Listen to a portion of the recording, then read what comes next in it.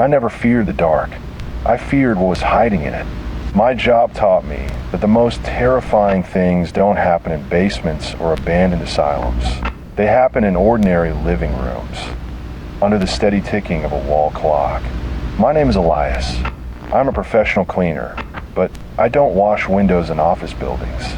I arrive when the police have already left, when a body is gone, but the smell remains. I am a crime scene cleaner. Death, to me, is just a job, until the day I stepped over the threshold of the house on Blackwood Drive. The call came in at 2 in the morning.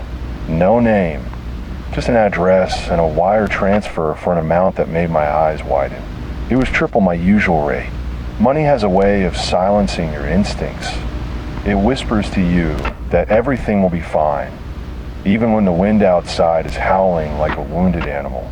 The house stood at the very end of a dead-end street, a Victorian structure resembling an old skeleton, wrapped in gray, peeling skin. The streetlights around it had been shattered, as if the darkness itself had teeth and chewed them out. I took the keys from the lockbox. The door opened with a long, agonizing creak. The air inside was heavy. It didn't just sit there, it pressed, like I had walked into a lung that had forgotten how to exhale. I clicked on my industrial flashlight. The beam cut through the gloom, dancing over thick layers of dust. But when I panned the light across the walls in the foyer, my heart skipped a beat. The walls weren't covered in wallpaper. They were covered in thousands of photographs. Tiny Polaroid snaps, pinned edge to edge. I stepped closer. In every photo was a hand. Just a hand. Some were resting on tables. Some were gripped in sleep. Some were blurred, as if caught in a wave of goodbye. A cold trickle of sweat slowly rolled down my spine. Okay, I whispered to myself. We have a collector. I pushed open the door to the kitchen. The smell hit me instantly, but it wasn't the smell of death. It was the smell of clean. Bleach, so strong that my eyes began to water. The kitchen was perfect. Not a speck of dust, not a single stain, but in the very center of the room sat a single wooden chair. On that chair lay a small, red velvet box. My hands were shaking. Every cell in my body was screaming, turn around, run. But that sick curiosity, which comes with my profession, it doesn't let go. I flipped the latch. Inside, on white silk, lay a human ear. It wasn't decayed. It was fresh. The blood at the base was still bright, wet. It glistened under the beam of my flashlight. And then I heard it, a sound directly above my head, on the second floor. Thump, thump, thump. A rhythmic, heavy sound, as if someone was dragging something very heavy across the floor. I cut my light. Total darkness swallowed me. I stood motionless, listening to my own heart hammering in my ribs. The dragging upstairs stopped, and then a voice came. It wasn't from above. It came from a hallway, right behind my back. A soft, wet whisper that sounded like teeth scraping against metal. You missed a spot, Elias. I didn't think. I lunged for the door, my boots skidding on the linoleum. I burst into the hallway, swinging my flashlight like a club. The beam desperately sliced the dark, but there was no one there. Emptiness. I looked down the floor and froze. In the thick dust, which I had walked through a minute ago, were my footprints, and right next to them was a second set of prints. Bare feet, long, unnaturally elongated toes. Those prints weren't there when I walked in. They started at the kitchen door and followed my path exactly, stopping precisely where I was standing now. I moved my gaze to the wall of photographs, and I realized why my blood turned to ice. One of the photos was new, a Polaroid shot of him lie-hand, gripping the kitchen door handle. The ink on it was still damp. The image was developing right now, in the dark. He was in the house. He was watching me through the lens, and I realized that I wasn't here to clean. I was the next exhibit. I threw myself at the front door. I grabbed the handle and yanked with all my strength. It didn't budge. I yanked again and again. Locked, not as by a bolt. I could see through the cracks of the door, something thick and black oozing in, expanding foam, or maybe glue. The door had been sealed from the outside. I turned to the window in the living room. I ran toward it, intending to smash the glass with a chair, but when a flashlight beam hit the glass, I stopped. From the other side to the glass were pressed dozens of human palms. They were glued to the frame, hundreds of severed hands, creating a living wall that blocked out the light. The silence in the house became deafening, and then, from the depths of the basement, music began to play. An old, distorted record. A scratchy female voice sang something about sunshine, which I would never see again. I had to find another way out.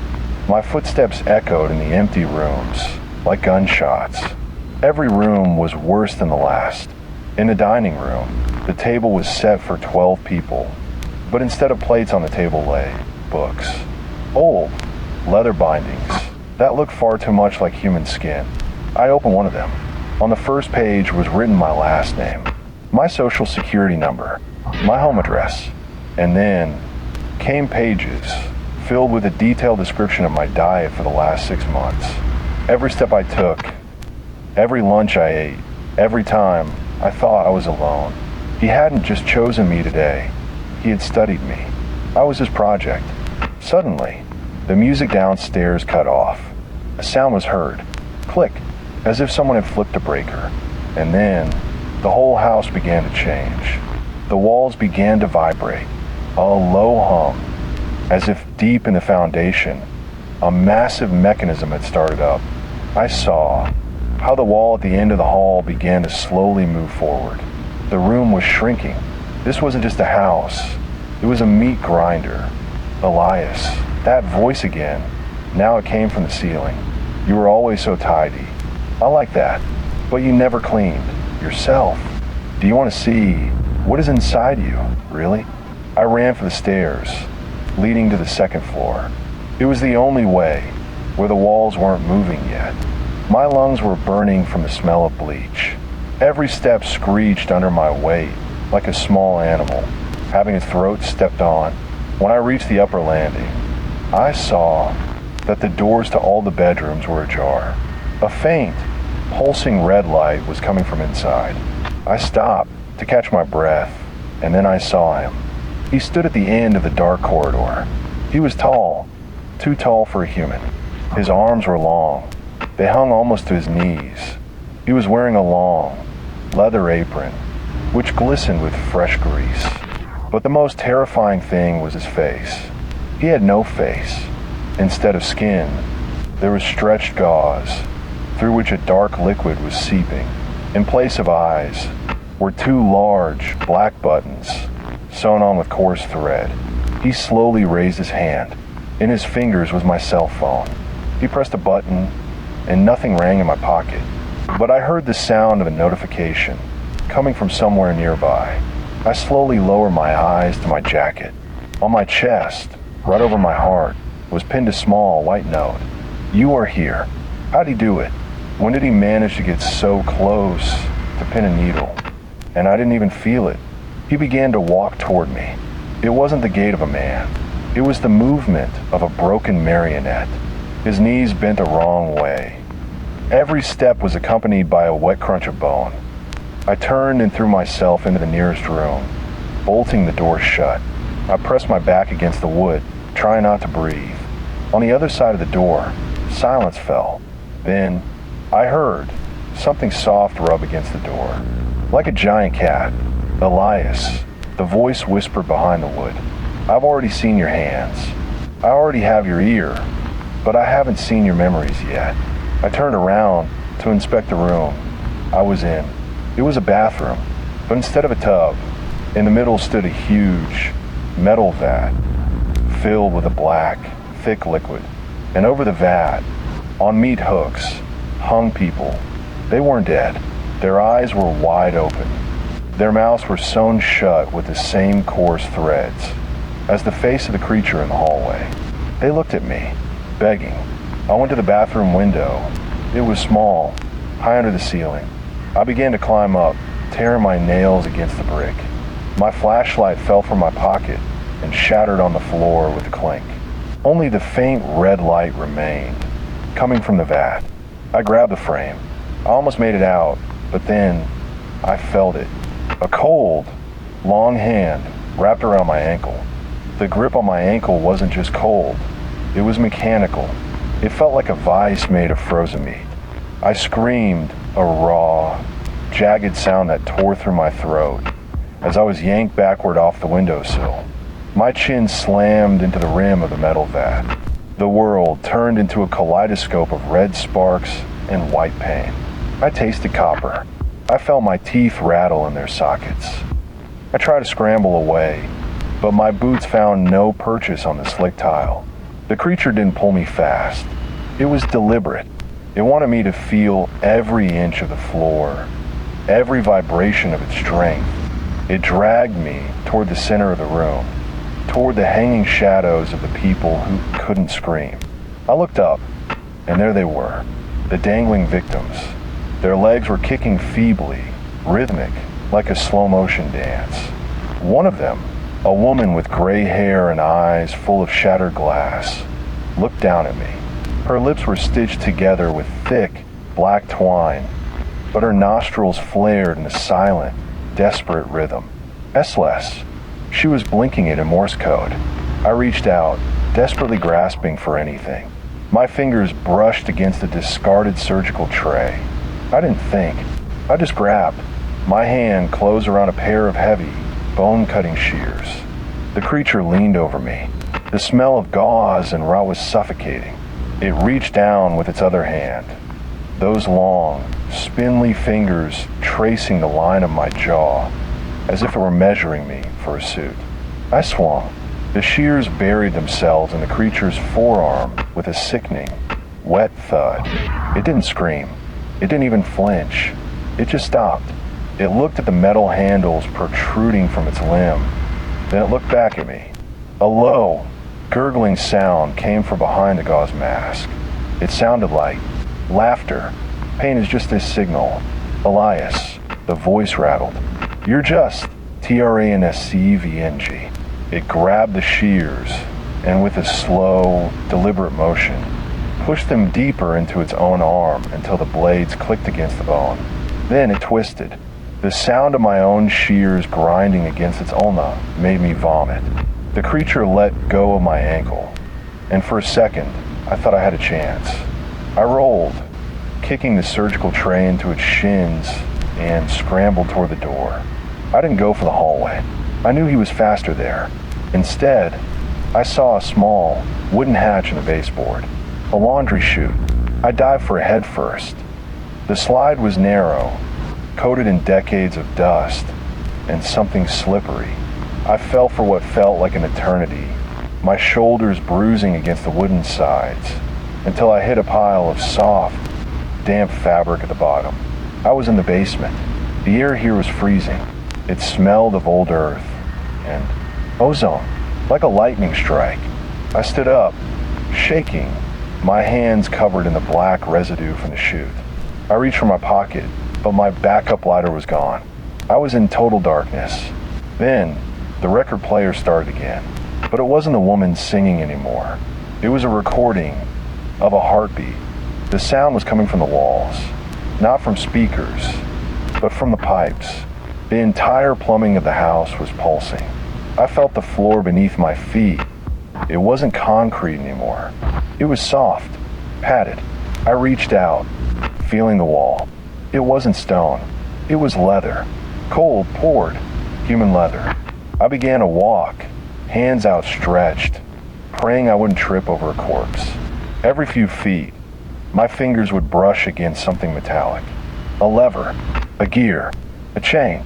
This wasn't a basement. It was the inside of a clock. Suddenly, a light flickered on. A single, bare bulb, hanging from a frayed wire. It illuminated a workbench. On the bench was my wallet, my keys, my wedding ring, the one I'd lost 3 years ago in a different house, on a different job. Next to them was a collection of jars. I walked closer, my legs feeling like lead. The jars were filled with liquid, and in each jar was a piece of me. A fingernail I'd torn off in 2019, a lock of hair from a barber shop I frequented, a tooth I'd had pulled when I was 12. He hadn't been following me for 6 months. He had been following me for my entire life. The inventory is almost complete. The voice came from the shadows behind the workbench. A shadow moved. It wasn't a tall creature.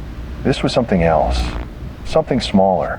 A man in a perfectly tailored suit, sitting in a high-backed chair. He was holding a camera, a vintage Polaroid. "Do you know why I hired you, Elias?" the man asked. His voice was cultured, calm, completely at odds with the nightmare upstairs. "Because you are the only one who knows how to truly erase a life. You've spent years scrubbing away the evidence of existence. You are the master of the void." He stood up. The light from the bulb hit his face. He looked exactly like me. Not a twin, not a look-alike.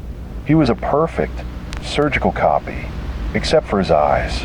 His eyes were those same black buttons, sewn into his sockets with coarse, black thread. "I have the skin," he whispered, stepping into the light. "I have the history. I have the habits. But I need the one thing a camera cannot capture." He produced a long, curved needle. "I need your fear, Elias. I need the way your heart feels when it finally breaks." He clicked the camera. The flash blinded me, and in that split second of white light, I felt the tall creature grab me from behind, pinning my arms to my sides. "Now," the doppelganger whispered, approaching with the needle. "Let's see what's under the surface." He didn't go for my throat. He went for my chest.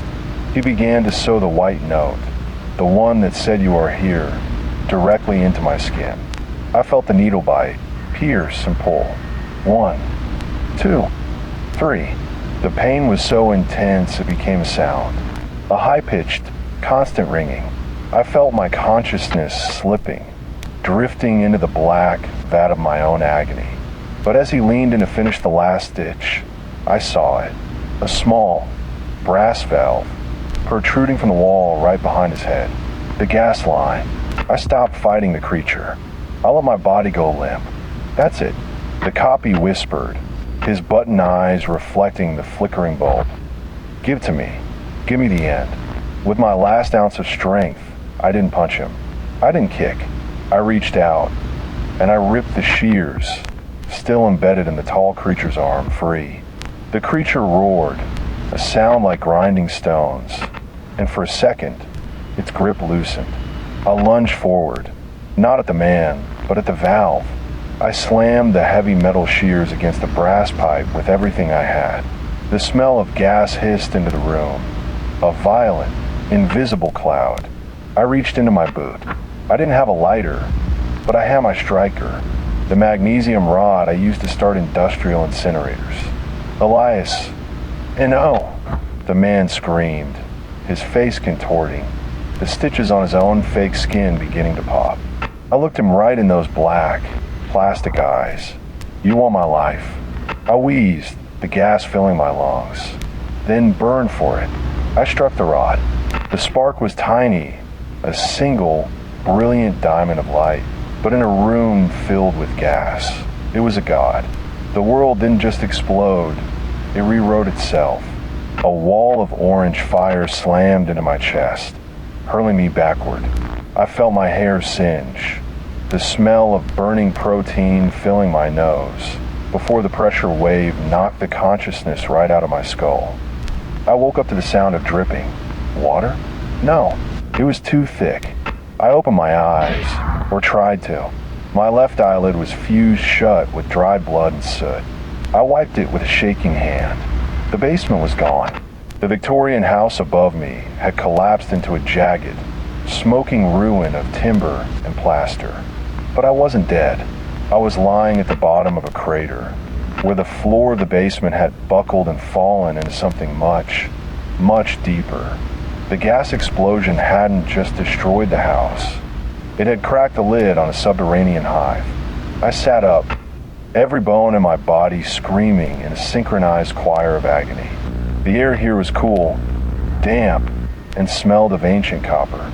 I looked up, about 20 feet above. I could see the jagged hole I'd fallen through and the flickering, orange glow of the burning wreckage above. I wasn't alone. A few yards away, the man with the button eyes was crawling. His suit was shredded. His skin was peeling off and blackened, crispy strips revealing something pale and raw underneath. He wasn't human. He never was. He was a collection of parts, held together by nothing but malice and thread. He looked at me, one of his button eyes hanging by a single, frayed string. "You broke it," he wheezed. The voice wasn't cultured anymore. It sounded like a wet lung being stepped on. The collection, the history, gone. Good, I spat. My voice was a gravelly wreck. I looked around, searching for a weapon, but what I saw made my heart stop. We weren't in a cave. We were in a tunnel lined with thousands of white, bleached objects. I reached out to touch the wall, and my fingers recoiled. Skulls. Small, large, human, animal. They were stacked with mathematical precision, mortared together with a dark, hardened clay. This tunnel went on for miles, stretching out into the lightless belly of the earth. And then, the tall creature appeared. It crawled out from the shadows of the skull wall like a spider. It was charred, its gauze face half melted into its skull, but it was still alive. It didn't make a sound. It just stood over the button-eyed man, and then, with a sudden, violent motion, it snapped his neck. It didn't do it out of mercy. It did it because the man was no longer useful. The tall creature turned its head toward me. The single, exposed eye socket was a pit of absolute nothingness. I backed away, my hands hitting the floor. I felt something cold, metal. I looked down. It was my industrial flashlight, the one I dropped down the laundry chute. By some miracle, the casing hadn't cracked. I grabbed it. I clicked the switch. The beam exploded into the darkness, and for the first time, I saw the scale of the horror. The tunnel wasn't just a hallway. It was a factory. In the distance, I could see rows of sewing machines, hundreds of them, all rusted, all silent. Next to them were vats, similar to the one in the bathroom, but these were filled with translucent, milky fluid, and inside the vats were shapes, new versions of people, new Elias E.S., new neighbors, new police officers. He wasn't just a collector, he was a replicator. This house, this street, it was just a harvesting ground for a silent, underground invasion. The tall creature shrieked, a sound that vibrated the very skulls in the walls, and lunged. I didn't run. I couldn't. My leg was definitely broken. I stood my ground, propped up against the wall of bones. As the creature reached for my throat, I didn't swing the flashlight. I shined it. I panned the high-intensity beam directly into its open, raw eye socket. The creature recoiled, hissing, its long fingers clawing at the air. It lived in the deep dark. Its biology couldn't handle the 5,000 lumens of a professional cleaning light. "Stay back," I roared. I began to limp backward, keeping the light fixed on its face. Every time I tried to move, I flickered the beam, blinding it, sending it into a fit of spasm-like twitching. I found a side tunnel. It was narrow, barely wide enough for my shoulders. I squeezed inside, the jagged edges of the skull mortar tearing at my clothes. I crawled for hours. The sound of the creature's wet, slapping footsteps echoed behind me, never gaining, but never leaving. It was playing with me. It knew this labyrinth. I was just a rat in a pipe. Then I smelled it. The smell of the city. Exhaust. Wet asphalt. Garbage. I pushed through a final, cramped turn and fell out into a puddle of stagnant water. I looked up. Above me was a heavy, iron grate. A sewer manhole. I grabbed the rungs of the ladder, my muscles screaming, and hauled myself up. I pushed against the iron lid. It didn't move. I screamed, shoving with my shoulder, until the seal of dirt and rust broke. I scrambled out onto the street. It was raining. Beautiful, cold, cleansing rain. I was on a street I didn't recognize, miles away from Blackwood Drive. I lay there on the pavement, letting the water wash the blood and the smell of bleach from my skin. A car slowed down. A man stepped out, looking concerned. "Hey, buddy, are you okay? Do you need help?" I looked at him. I wanted to scream, to tell him to run, to tell him about the things under the ground. But then I looked at his hands. He was wearing gloves, thick leather gloves, and as he reached out to help me up, I heard a faint, familiar sound from his pocket. Work-lack, the sound of a Polaroid camera. I didn't say a word.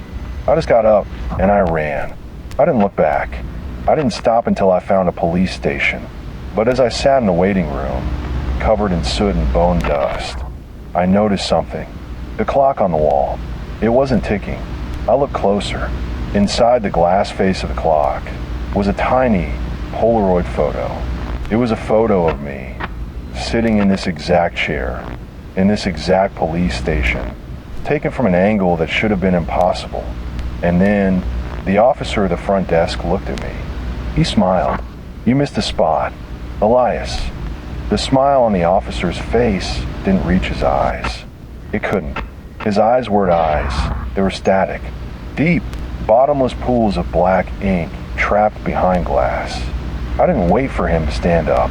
I didn't wait for the click of the handcuffs. I turned and bolted through the glass double doors, out into the freezing rain. My broken leg was a pillar of white-hot agony, but adrenaline is a hell of a drug. It turns pain into a suggestion. I didn't go to my car. I didn't go home. If they had my medical records, they had my GPS. They had my life, and they were wearing it like a cheap suit. I ducked into an alleyway, hiding behind a dumpster that smelled of rotting cabbage and wet cardboard. I pressed my back against the brick, gasping for air, my lungs whistling. I reached into my pocket. My hand brushed against the note sewn into my chest. The thread was pulling at my skin, a constant, stinging reminder that I was still here. I grabbed the edge of the paper and ripped. The scream stayed trapped in my teeth. The twine snapped, tearing small, jagged holes in my pectoral muscle. Blood bloomed across my shirt, but the note was off. I looked at it under the dim, yellow light of a street lamp. It wasn't just paper. On the back, written in microscopic, perfect cursive, were coordinates. A storage locker. My storage locker. The one I used for the chemicals too dangerous for the van. The stuff that could melt a corpse in 6 minutes, and the concrete beneath it in 10. I stole a bicycle from a rack outside a 24-hour diner. I rode like a madman, my heart thumping. Thump, thump, thump, thump, mimicking the heartbeat of the house. The storage facility was a graveyard of metal boxes under a flickering neon sign. I bypassed the main gate, climbing the chain-link fence, tearing my palms on the barbed wire. I didn't care. I was already a ghost. Locker 402. I punched in the code. The door rolled up with a thunderous rattle. Inside, it was a sanctuary of destruction.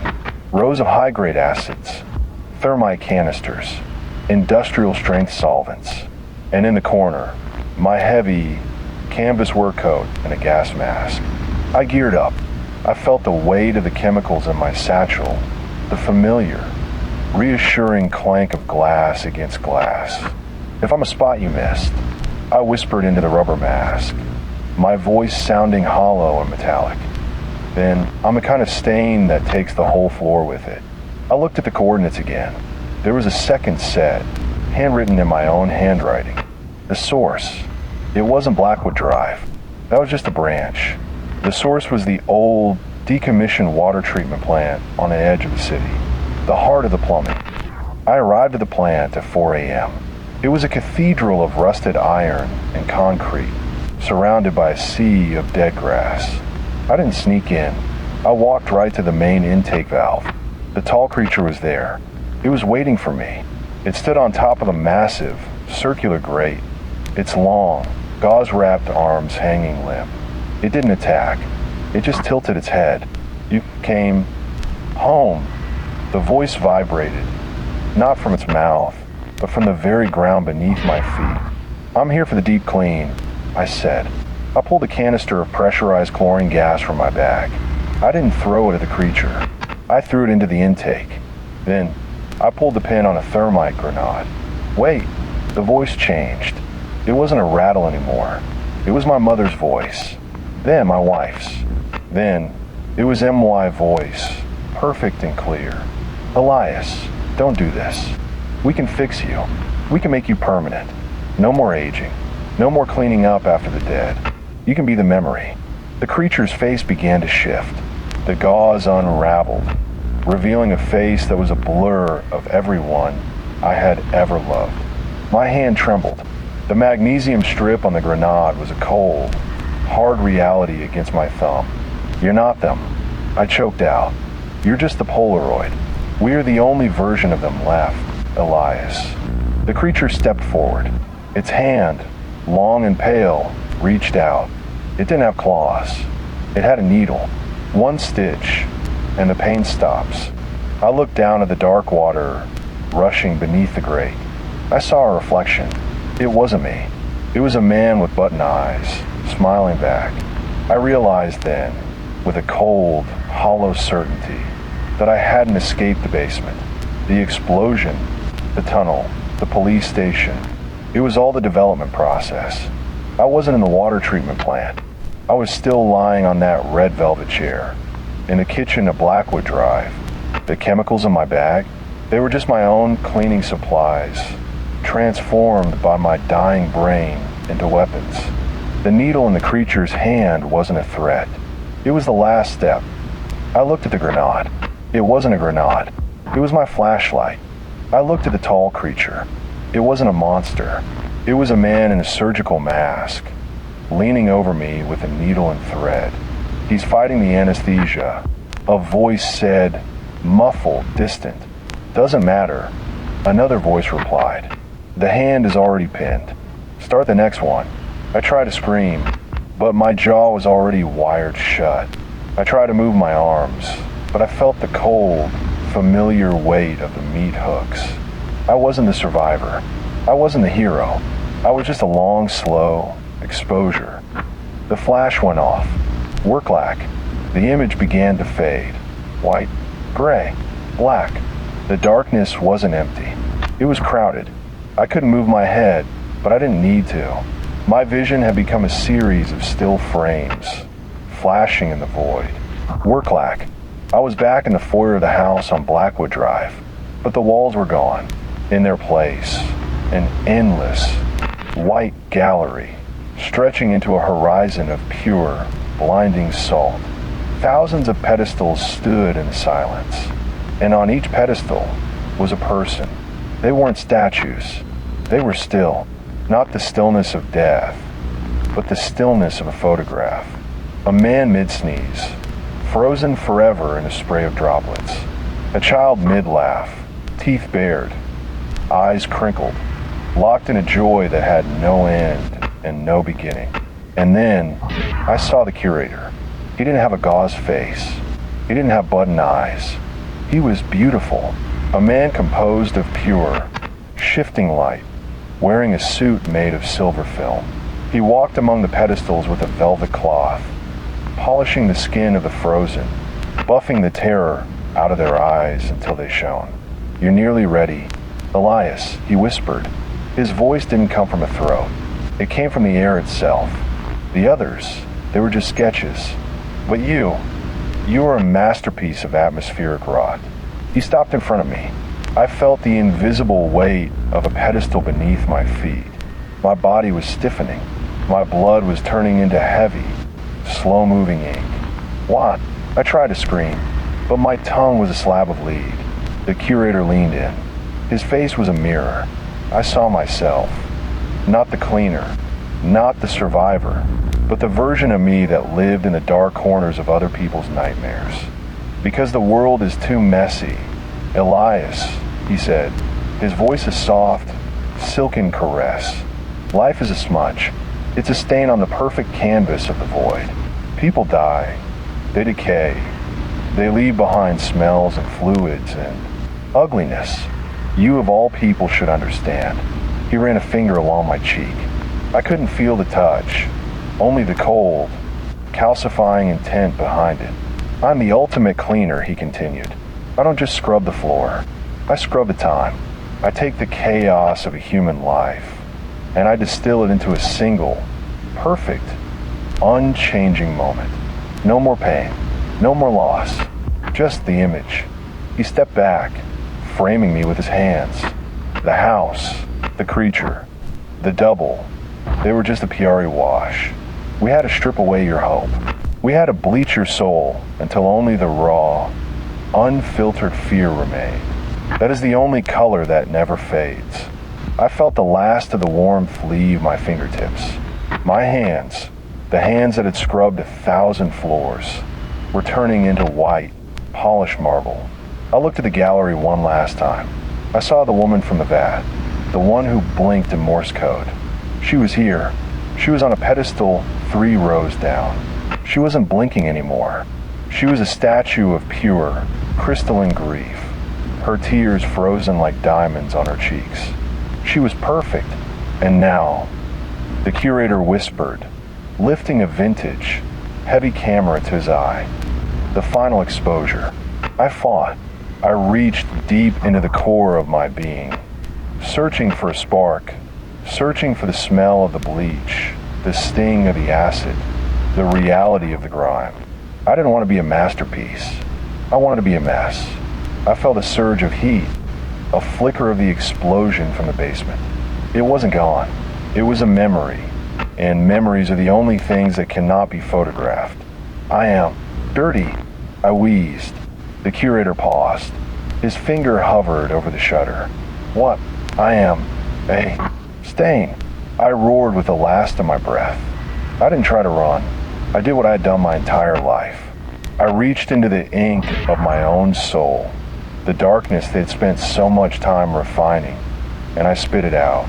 A glob of black, foul, visceral reality hit the curator's silver suit. He shrieked. It wasn't a human sound. It was the sound of film reel snapping. Where the stain touched him, his light began to flicker. The white gallery shuddered. The pedestals groaned. Impossible, he hissed, his face blurring, his mirror skin cracking. You are under contract. Contract. Canceled, I whispered. I didn't wait for him to recover. I closed my eyes, and I surrendered, not to the stillness, but to the decay. I embraced the rot. I invited the smell of the dead back into my lungs. I let my heart, thump thump, become irregular, messy, and human. The world tilted. The white light shattered like a cheap bulb. I woke up. I wasn't in a gallery. I wasn't on a pedestal. I was lying in the middle of a muddy field, 3 miles from Blackwood Drive. The sun was just beginning to bleed over the horizon.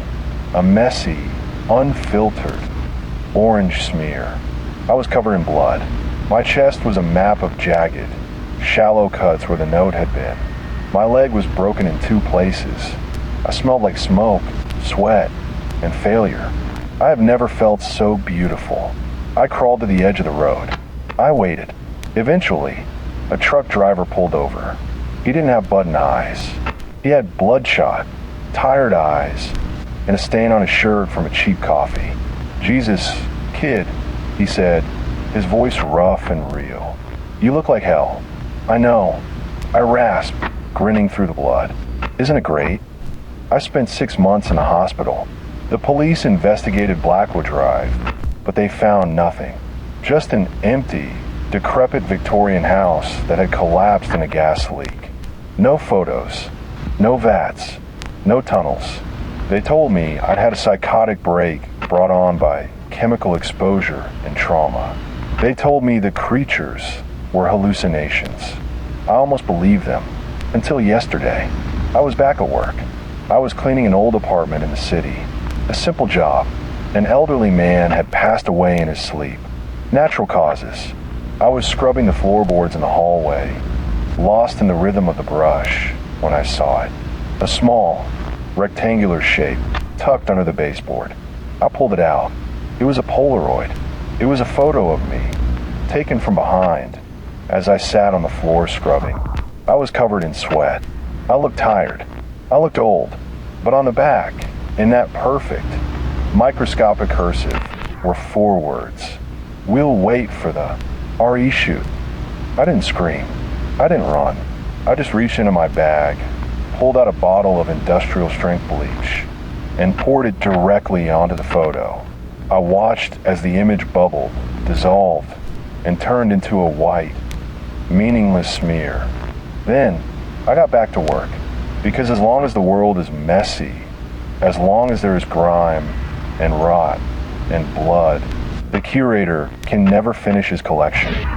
But sometimes, late at night, when the house is too quiet, I hear it from somewhere deep inside the walls, from somewhere behind the mirrors.